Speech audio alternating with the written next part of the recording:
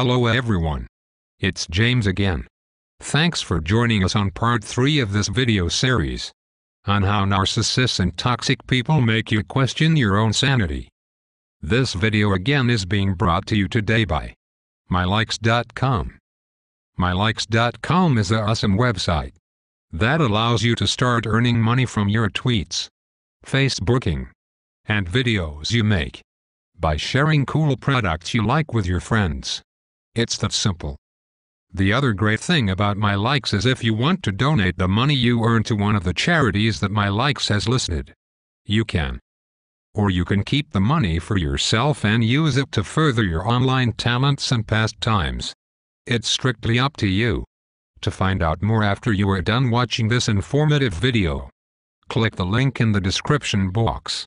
It's that easy. Now on to part 3 regarding the topic: how narcissists and toxic people make you question your own sanity. In the previous video we talked about how the abuser gets you thrown off balance and walking on eggshells by using the sweet mean cycle, gaslighting, and using these twisted stories of gaslighting as a way to make you look incapable as a human being, or to be the abuser in the eyes of others. Now the abuser using these stories with your peers is a very important piece of the puzzle, because they don't run around telling stories about you, one right after the other. At least most smart toxic people don't do this anyway.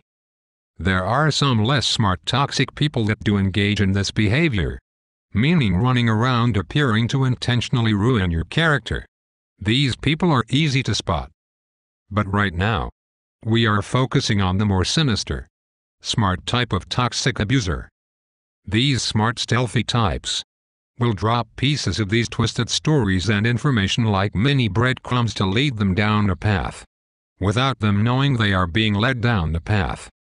And this path is to lead them to think they, the abuser, is perfect and even a victim, and you are somehow always falling short of performance levels, and maybe even an abuser. They may say things like, they think you don't listen very well sometimes because you miss important information, or that you are disorganized, or that your priorities aren't lined up correctly.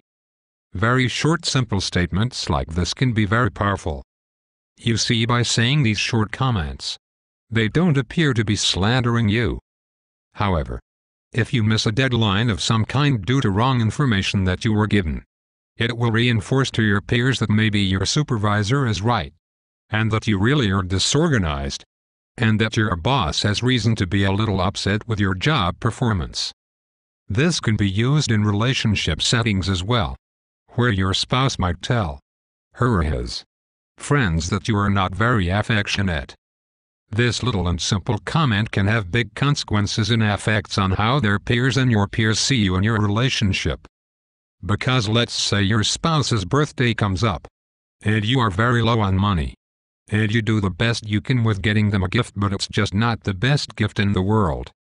Your spouse's friends will chalk up your poor gift-giving skills to you not being affectionate or caring enough, not for the real reason of having financial problems and doing the best you could.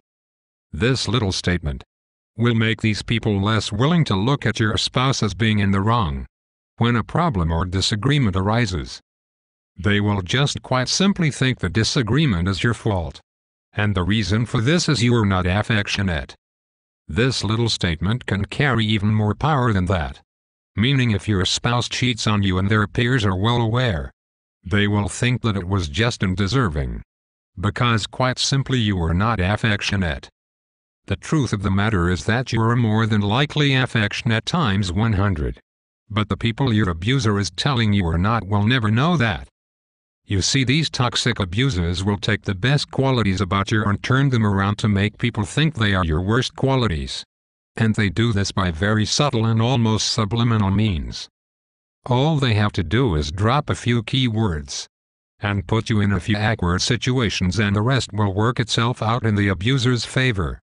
This is a great place to pause a moment before we get to part 4, so take a deep breath and then click the part 4 button.